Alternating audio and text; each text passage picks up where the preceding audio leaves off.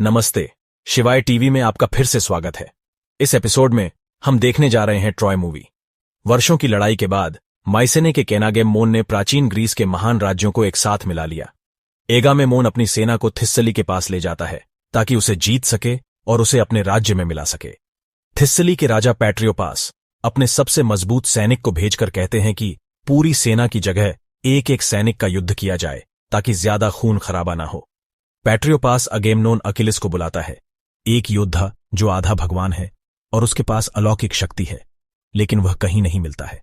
उसे बुलाने के एक दूत लड़के को भेजा जाता है। लड़के ने अकिलिस को अपनी झोपड़ी में आराम से सोते हुए पाया।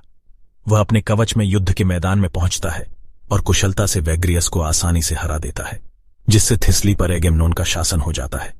राजा पैट्रियोपास, जो पूरी तरह से अकिलिस के कौशल से प्रसन्न है, उन्हें अपने राजा को भेंट करने के लिए थिस्सली का राजदंड देते हैं, लेकिन अकिलिस ने कहा कि उसका कोई राजा नहीं है और वह चला गया।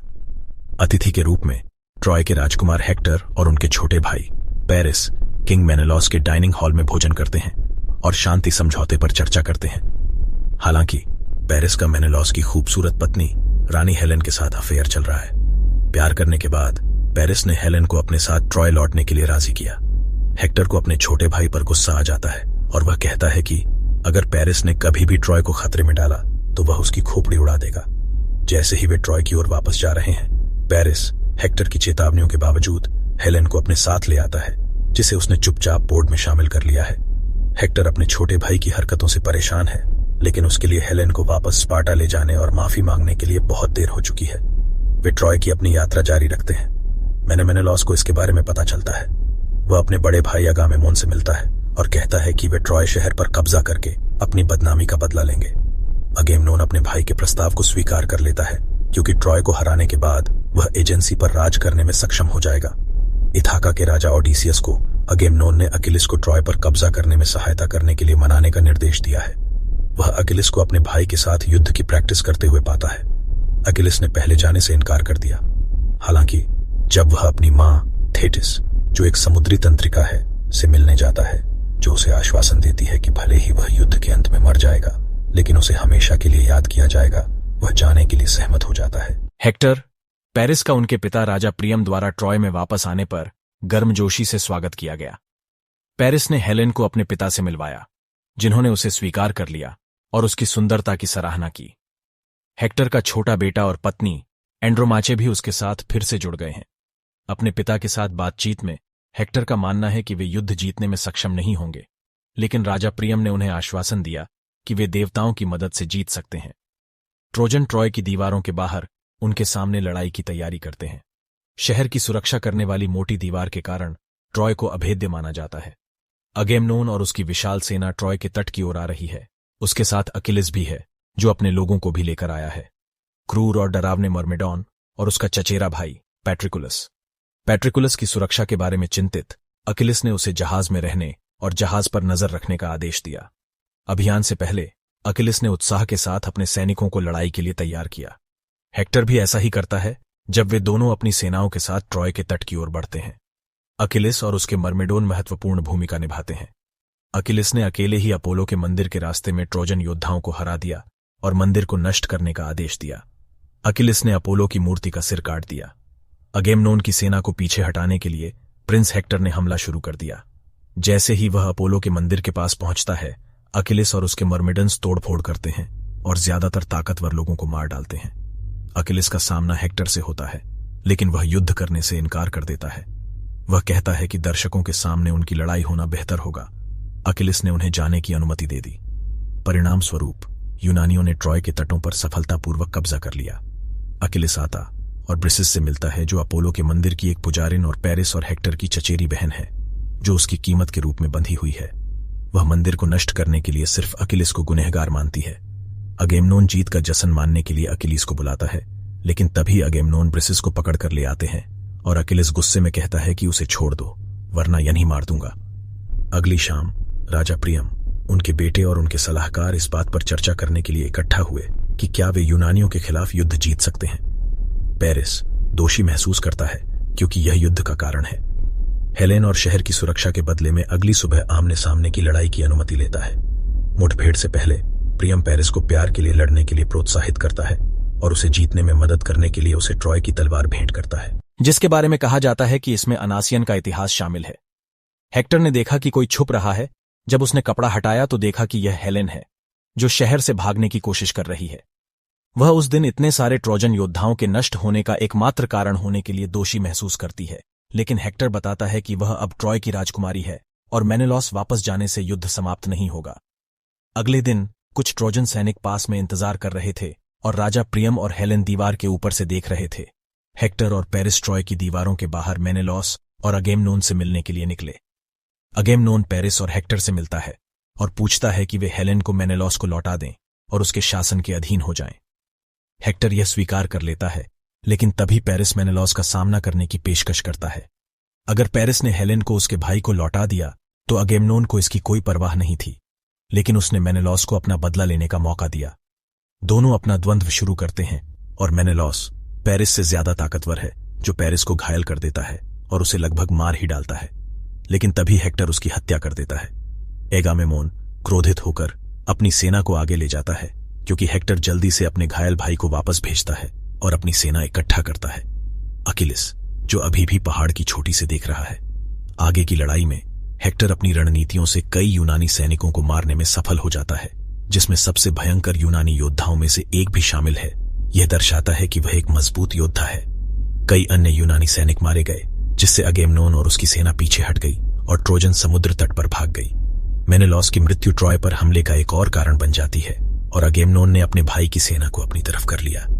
ओडिसियस ने अगेमनोन को कहा कि अकिलिस से नाराजगी खत्म करो और अकिलिस को एक बार फिर युद्ध में शामिल करो।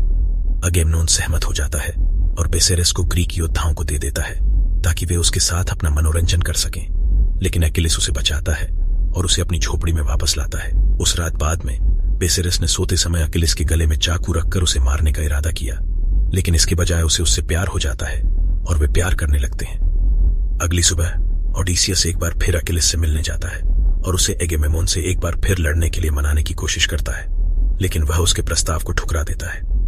तब पेट्रोक्लस को बहुत निराशा हुई। अकिलिस ने फैसला किया कि उसका बहुत युद्ध हो चुका है और वह ट्रॉय को बेसेरेस के साथ छोड़ना चाहता है, क्योंकि वह लड़ना चाहता है और अपने साथ ही यूनानी योद्धाओं की मौत का बदला लेना चाहता है। उनकी सलाह से परामर्श करने के बाद प्रियम ने हेक्टर को ट्रोजन तट को पुनः प्राप्त करने और सुबह तक यूनानियों को भगाने का आदेश दिया। हेक्टर के नेतृत्व में ट्रोजन सेना दिन के करीब आते ही तट पर यूनानियों पर हमला करती है। हालांकि आक्रमण यूनानियों को एक साथ लाते हैं और अकिलिस अपने योद्धाओं के साथ आगे बढ़ता है। अपनी लड़ाई में हेक्टर आसानी से एक द्वंद्व युद्ध में अकिलिस को हरा देता है। मास्क हटाने पर उसे पता चलता है कि पेट्रोक्लस ही वह व्यक्ति था जिसने अकिलिस का रूप धारण किया था। जब मामेदान शिविर में लौटे तो अकिलिस को अपने चचेरे भाई की मौत की खबर मिली। गुस्से में अकिलिस हेक्टर से बदला लेने की कोशिश करता है। अकिलिस के डर से हेक्टर ट्रॉय के नीचे अपनी पत्नी एंड्रोमाचे के पास छिपे रास्ते से मिलने जाता है और कहता है कि यदि वह मर जाता है और शहर नष्ट हो जाता है तो उनके बच्चे और बचे हुए लोगों को शहर से बाहर पहाड़ों पर ले जाने के निर्देश देता है। अगले दिन जब अकिलिस हेक्टर से बदला लेने की तैयारी करता है तो ब्रिसेस उसे रोकती है, लेकिन वह उसे अनदेखा कर देता है और अपने रथ में बैठ जाता है। अकिलिस क्रोधित होकर ट्रॉय के बाहर आता है और हेक्टर को उसके द्वारा द्वंद्व युद्ध के लिए चुनौती दी जाती है। हेक्टर अपने परिवार को अलविदा कहता है, क्योंकि उसका मानना है कि यह लड़ाई उसकी आखिरी लड़ाई हो सकती है और वह ट्रॉय की दीवारों के बाहर अकिलिस से अकेले मिलता है। लड़ाई से पहले हेक्टर का सुझाव है कि विजेता को हारने वाले को अंतिम संस्कार के लिए पूरा वापस देना चाहिए, लेकिन अकिलिस ने इसे अस्वीकार कर दिया और लड़ाई शुरू हो गई। प्रियम और पेरिस निराशा में लड़ाई देखते हैं, जबकि हेलेन एंड्रोमाचे को सांत्वना देती है।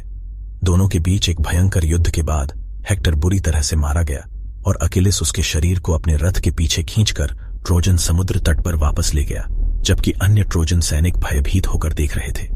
जब अकिलिस आता है और उसकी झोपड़ी में प्रवेश करता है तो ब्रिसेस रोने लगती है, जैसे वह अपने चचेरे भाई हेक्टर की मृत्यु की प्रतीक्षा कर रही थी।